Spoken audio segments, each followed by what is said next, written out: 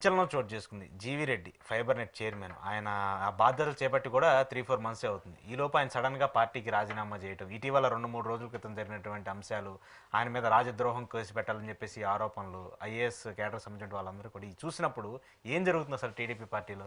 జీతం తక్కువ ఇచ్చి ఫైబర్ నెట్ చైర్మన్ ఇచ్చినప్పుడే నేను మా అత్యంత క్లోజ్ క్లస్టర్స్లో ఉన్న మా సీఏ ఫ్రెండ్స్తో కూడా నేను చాలా మందితో చర్చించాను. GV Reddy has to count his days అని. ఎందుకంటే చంద్రబాబు నాయుడు గారు once he ways the shoes as a chief minister, ఆయన చుట్టూ ఐఏఎస్ జింగి చిక్కం బ్యాచే ఉంటుంది. ఐఏఎస్లకి ఆయన వేసినంత పెద్దపేట పార్టీలో ఉన్నవాడికి, పార్టీ పరంగా పనిచేసేవాడికి never ever. This the track record of Chandrababu Naidu garu. ఆయన ఎప్పుడు మారలేరు కూడా.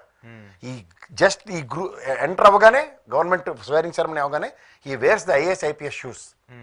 అంచేత పార్టీ పరంగా ప్రక్షాళన, పార్టీ పరంగా ఒక వ్యక్తి ఒక టాలెస్ట్ పర్సనాలిటీ కింద నిలబడదాం అని ప్రయత్నిస్తే కమ్యూనిటీ పరంగా కూడా ఎదగనివ్వరు అతను. అది చాలా ఉన్నాయి పెర్మిటేషన్స్ అండ్ కాంబినేషన్స్. ఓవరాల్గా జీవీ రెడ్డి రాజీనామా అతి దగ్గరలో తథ్యం అన్నది కూడా నేను ఒక అత్యంత ఆత్మతో, మా ఇద్దరికి సన్నిహితుడు కూడా, అలాంటి వ్యక్తితో నేను చర్చించాను కూడా. కానీ ఎందుకు ఇప్పుడు ఇంత పార్టీకి సంబంధించి ఇంత లో టైంలోనే, ఈ 4 monthsలోనే, దట్టు ఆయనతో గతంలో కూడా ఆయనకి కొంత అన్సాటిస్ఫైగా ఉన్నారని చెప్పి చాలా రూమర్స్ వచ్చినా కూడా ఇంత సడన్గా ఎందుకు ఆయన డిసిషన్ తీసుకోవాలి? అంటే పార్టీ కూడా సపోర్ట్ లేకుండా. జీవీ రెడ్డి అనే character happen to be my friend, నా జూనియర్ కూడా. అతను ఆత్మాభిమానం కలిగిన వ్యక్తి. ఏ విషయంలో అయినా సరే కాంప్రమైజ్ కాడు. అతని ప్రస్థానం మీరు చూసుకోండి, ఈజ్ వెరీ క్లియర్. ఒక వ్యక్తి చుట్టూ రాజకీయం చేసేద్దాం అనుకున్న దగ్గర he will never care anybody. Okay, కానీ ఇలాంటి ఈ సీన్ యాంటిసిపేటెడ్ అండి. The move what he has taken versus first మూవే ఒక డ్రాస్టిక్ మూవ్, సెకండ్ మూవ్ అంతకన్నా critical move. Sitting in chairman chair and he has added IAS.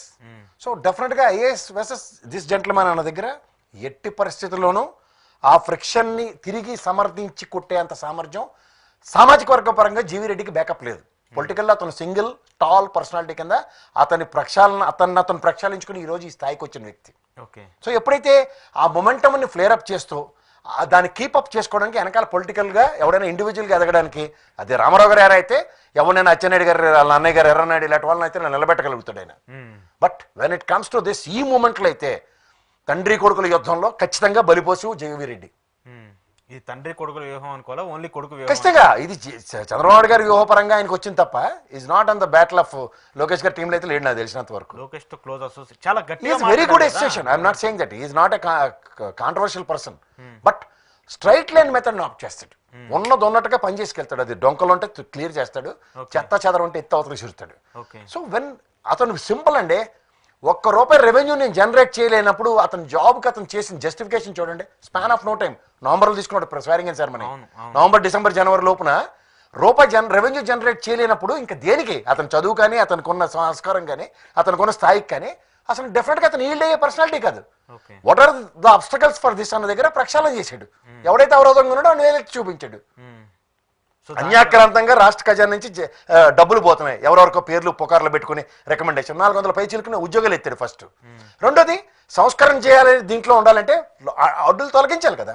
అడ్డులు ఏవైతే ఉన్నాయో వాటిని వేలెత్తి చూపించినప్పుడు ఎవరు సపోర్ట్ చేయాలా? ఇదేమన్నా పెళ్లికి పేరెంటల్కి వెళ్ళి ఆడవాళ్ళు వేసుకునే మెల్ల వేసుకునే బంగారాభరణాలు ఏంటి ఈ పదవులు అంటే? ఏం సార్, రాష్ట్ర ఖజానాకి నిక్కచ్చిగా పనిచేద్దాం అన్న కాన్స్పిరసీ థియరీకి అడాప్ట్ చేసుకుంటే ఏమవుతుంది? నువ్వు సంపాదించొద్దన్న కారణంలోనే ఇవాళ ఆయన రాజీనామాకి లీడ్ అయిందని చెప్పొచ్చు కదా.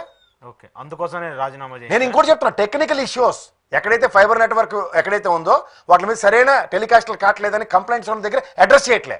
పైపచ్చి కొత్త కనెక్షన్ అంటే రెవెన్యూ మాడ్యూల్ క్రియేట్ చేయట్లే. ఇంకో గుడ్డు గుర్రానికి పలుదు అవుతున్నారా? ఇది కష్టంగా ఎస్టాబ్లిష్ చేసుకుని వచ్చాడు. Obviously what will happen?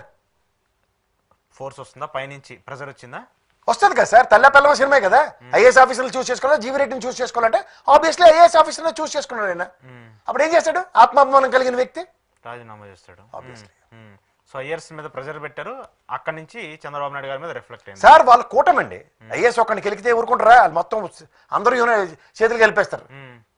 But he's a public representative, he should to work for public కదా.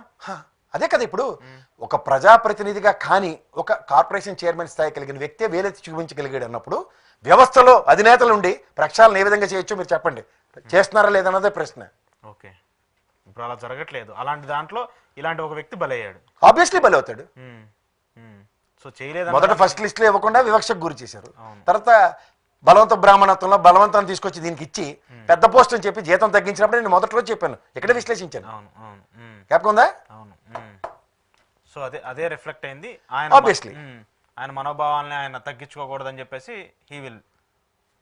ఆయన రిజైన్ చేసాడు గ్యారంటీగా.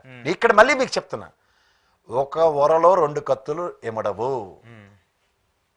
తెల్ల పెల్లమ సినిమా ఎప్పుడైతే వచ్చిందో options will be chosen. Okay, ఎవరో ఒకరిని చూస్ చేసుకోవాలి అంతే. అయితే ప్రభుత్వానికి అట్టి వరుసలో చంద్రబాబు గారు ఐఏఎస్ని బ్యూరోక్రాట్స్ని చూస్ చేసుకుంటాడు. దాంట్లో ఇలాంటి పార్టీకి లాయల్ గా ఉండే వ్యక్తులను చూస్ చేసుకోరు. లాయల్టీ అనేది సార్ ఒకటి మీకు చెప్పన, ప్రతి నిమిషం ఒక వ్యక్తి తను ప్రక్షాళించుకోబట్టే ఆ స్థాయికి వెళ్ళగలిగాడు. డెఫినెట్ గా he's very visible person in TDP. ఎందుకంటే ఆయన లాగా సబ్జెక్ట్ పరంగా కావచ్చు ఏది మాట్లాడినా కూడా సబ్జెక్ట్ కన్ఫైన్ అయ్యి మాట్లాడి రేరెస్ట్ అధికార ప్రతినిధులు ఇది వన్ అమాంగ్ ఇట్. అవును, అది నేను ఖచ్చితంగా చెప్పగలను. నేను చాలా గర్వపడుతున్నా అతను నా ఫ్రెండ్ అయినందుకు. Seriously. But this action is not no